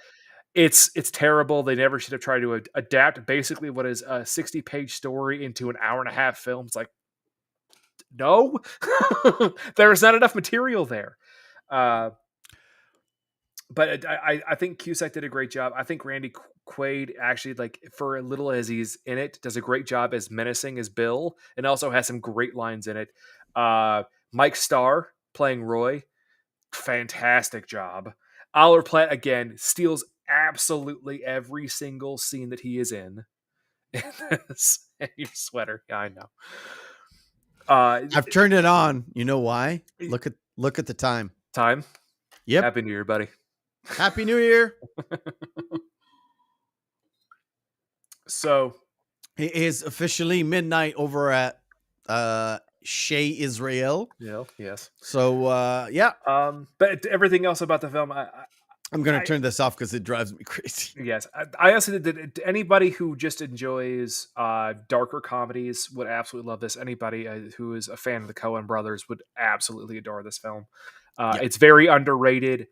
I think Harold Ramis did such a fantastic job with such a minimal budget that he was given. And I think the film is criminally underrated. Cool. All right. I didn't plug anything at the start because we had a rough start. Yes. But we're kind of done.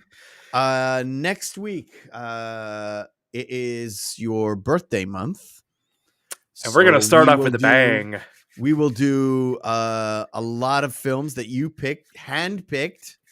And we'll start with a very fun one that was supposed to be on, but we were both in Manchester at the time and couldn't record it beforehand. It is so it is Trey Parker's first film ever that they made when they were still in college. Cannibal the Musical. And you know what? Last week it came up in a conversation I was not a part of, but I was there in the chat. It was literally a talk between Nick Rekieta and somebody else, and Nick Rekieta said, "Well, have you seen Cannibal the Musical?" And I was like, "Holy fucking shit!" And I immediately messaged him. I was like, "Holy fucking shit! I've never watched this, but it was literally on our list to watch because we had a Trey Parker and Matt Stone month." And he was like, "Yay." It's like he gave me like this dry kind of answer. Well, that's Nick. It's fair. It's Nick. He's like, he has little time to answer anybody, but yeah, it's like cool. Yeah. So yeah, that's gonna be next week. Cannibal the Musical. And I'm gonna break waiting out for half a year. Yeah, I'm my hard drive. I would say I'm going to probably break out into song like 4 or 5 times. Not a chance.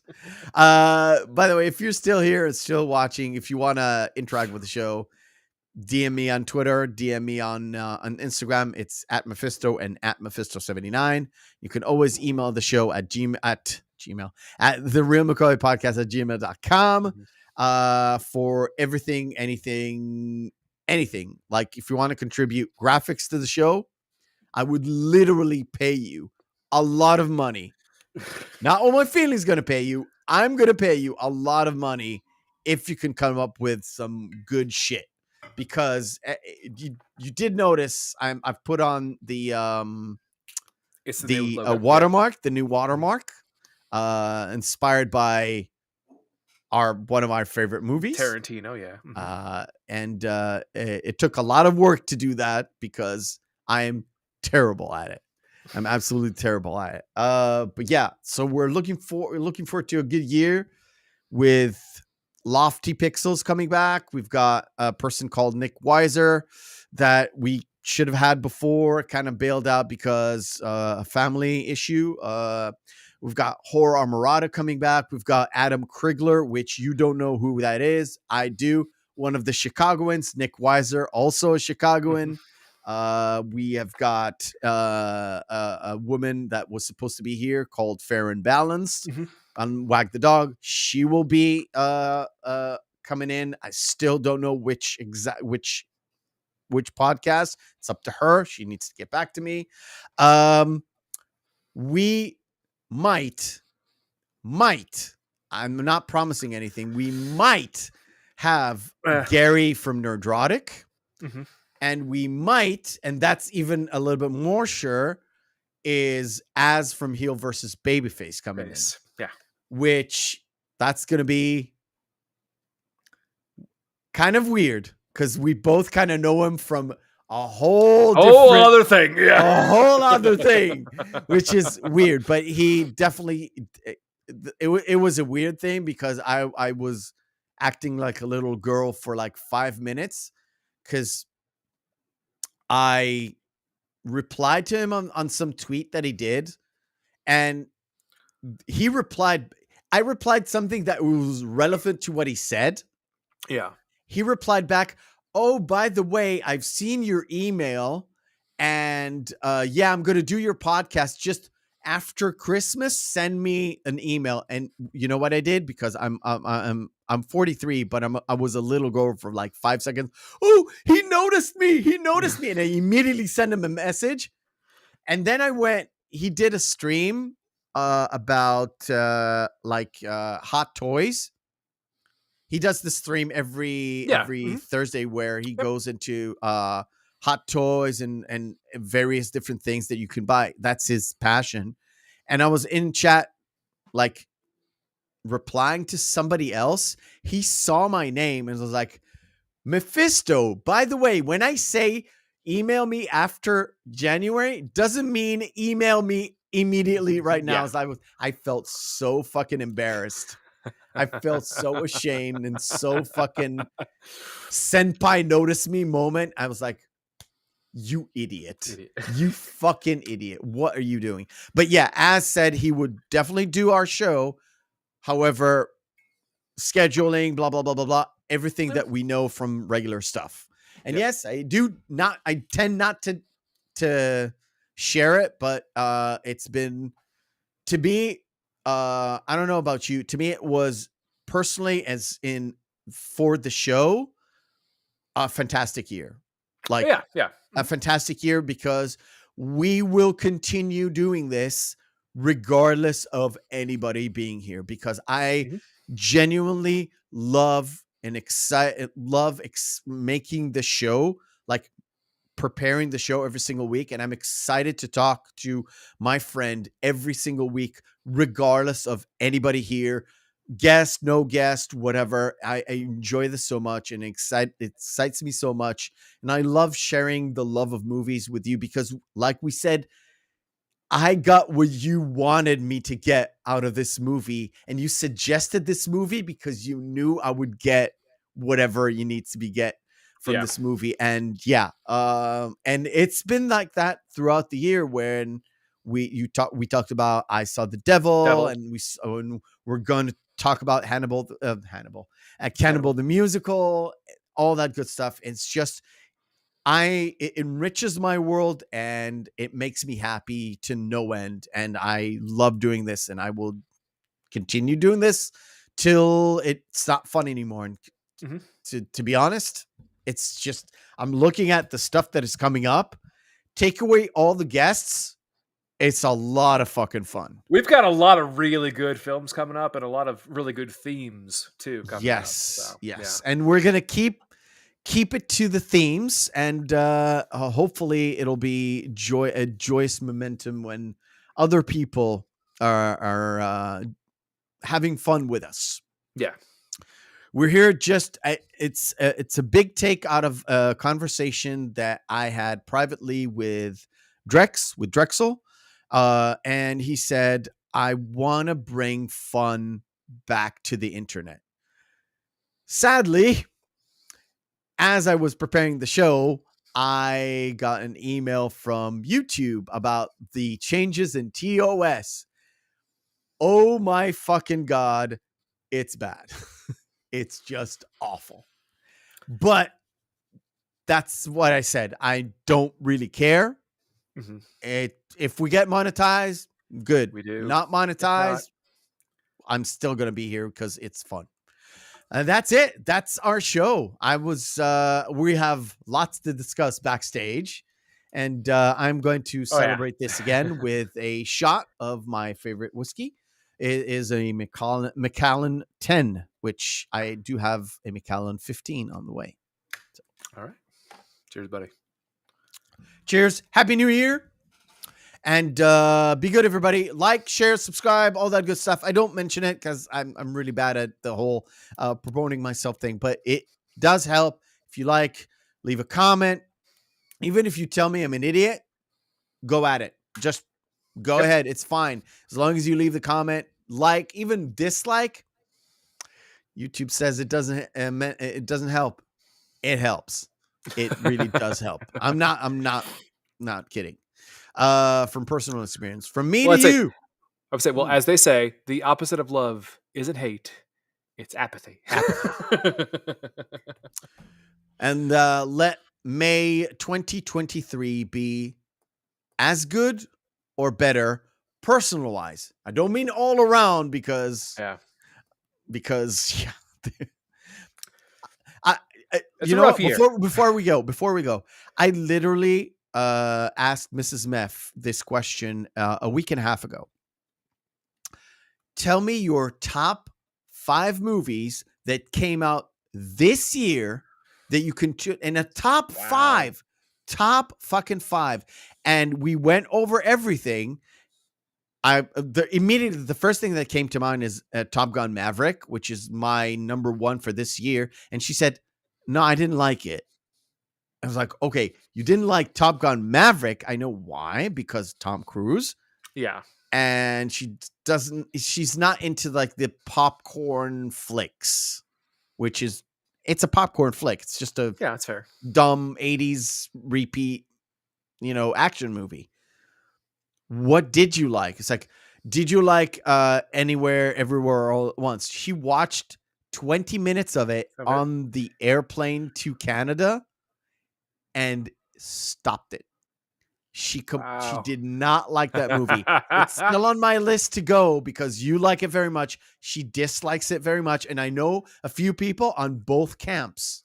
So I'm excited to watch it for the first time. Maybe I'll even do the watch party on Monday. This Monday, but on one of the Mondays watching it. And oddly enough, on that note, you know what my favorite film actually of 2022 was? I don't. It is The Oddest Thing. I'm a big fan of horror and suspense films. Okay. And I love the themes behind it because it's so self-deprecating. It's fantastic. Halloween Ends? No, Bodies. Bodies. Yeah, you mentioned that. Did you watch Silent Night? It's really good. No, Violent Night? No, Violent not Night. yet. No, Violent not yet. Night. Not yet. But it's on my list. I'm waiting for it to go to streaming service. I've heard some wacky things about it, but no. Yeah, it's also like people like it. People don't like it. Bodies is a film that you should watch if you're a Zoomer. If you hate Zoomers, if you love horror, if you hate horror, if you like dark comedy, it's all there. It's all good. It's literally one of the things to watch for me. Yeah. It's like, oh, I need to experience this. We had a hard time doing a top 5, like a personal top 5. And Glass Onion did not go in. I watched Knives Out yesterday. Knives Out is fantastic. Knives Out is pretty good.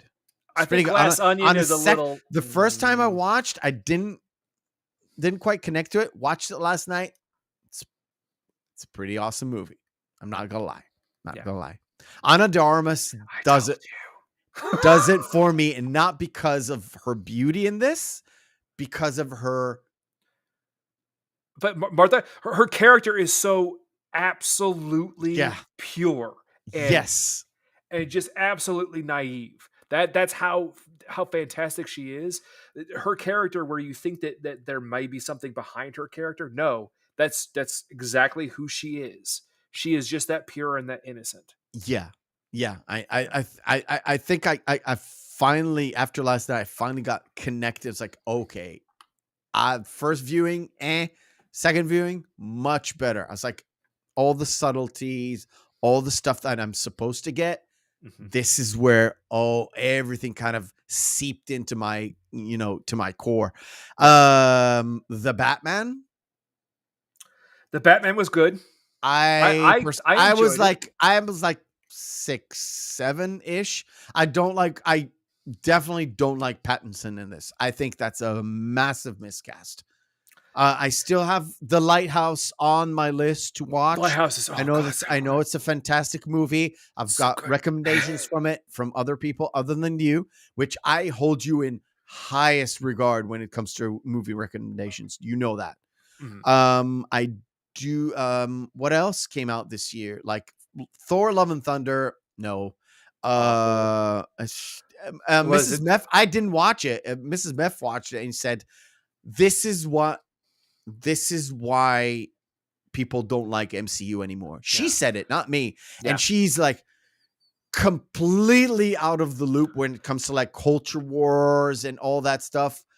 She is the most impartial person I can go to when it comes to like, is this movie good or not? This is why I'm excited to watch Everything Everywhere All at Once, Once, yeah. because she hated it so much to turn it off. Have to watch it now. Yeah. So she said Thor: Love and Thunder is a meh 5. And I was like, yeah, I'll skip it. I'm It's not really so bad. interested. Yeah. Doctor Strange, or sorry, Wanda and the Multiverse of Madness. Oh my god, the movie was so bad. If I was a comic book guy, Made I me would lose my shit. hate, I told you how I hate. lost my shit watching. Like, are you kidding me? Yes. Serious? Yeah. The choices that were made were awful. Even story-wise choices, terrible. Just terrible. Not much else, right? Avatar. Have you seen Avatar 2? I've seen it last week on Oh my Friday. god, it's so 2 bad. kids, they went to the bathroom. Every single one of them went at least twice during the movie. And you know Didn't what? They missed it, nothing. they missed nothing. They missed absolutely. And every time one of them went, I had to go with them. One of them is 11, but she's a girl. She's afraid to do stuff by herself. School kind of pumps that in, the whole Predator thing. They pump it in. So she's afraid to go by herself when it's like a theater. Yeah. Then I have to go with her. That's fine. I don't mind it. When my boy goes, he's 8, but he still wants company. Fine. Again, I walked in and out and it did not Not disturb the flow. I did not miss anything. It was long and it was just a repeat of the first one. It's like Pocahontas with water. I guess. it's so bad. It's not good.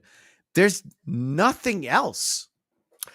And you can see how everyone else is along the same lines as well, where it's being critically panned because it's like, yeah, this is gorgeous, but also it kind of looks like the same film as the first one, so you really didn't advance that much, and the plot is so bare bones, and also really fucking insipid too. Did Like, you it's so did you dumb. get the Jesus setup with Sigourney Weaver? It was so obvious. It was so blatant. I was like, so what's the surprise in Avatar 3? Oh, And well, I'm sorry, my hand's made of pork because this is so ham-fisted. yeah. Bam. Anyway. All right, cool. We got the end of the year kind of roundup without actually meaning to do it. Let's do it, yeah. Literally, my top 5 is one movie that I liked. One movie that I actually liked. I told you would like it too. No, I could put 2 more in it if I like them, which is Violent Night. Oh, maybe 4. Bodies, yeah. and Everywhere, Anywhere, All at Once, whatever. Right? Could be. If I don't like any of them, I will have just one movie that I enjoyed throughout 2022. It's an awful fucking year for movies. Oh, I will say too, The Menu was good, but you have to like horror films to like The Menu. The Menu is with Ralph Fiennes, correct? What's the name of the movie with the 2 guys from In Bruges? It came out this year, but I don't know the name of it. No, that's why I didn't have it on my list. I think it's something about being. I'll check it out later, but it also came out this year. Might be in my top 5. I thought about doing a top 5. It might be on mine too, but I just haven't seen it yet, so I can't recommend it or anything. I literally didn't make a top 5 movie of the year because I didn't have anything to put in there. Yeah. And I was thinking about it all last week.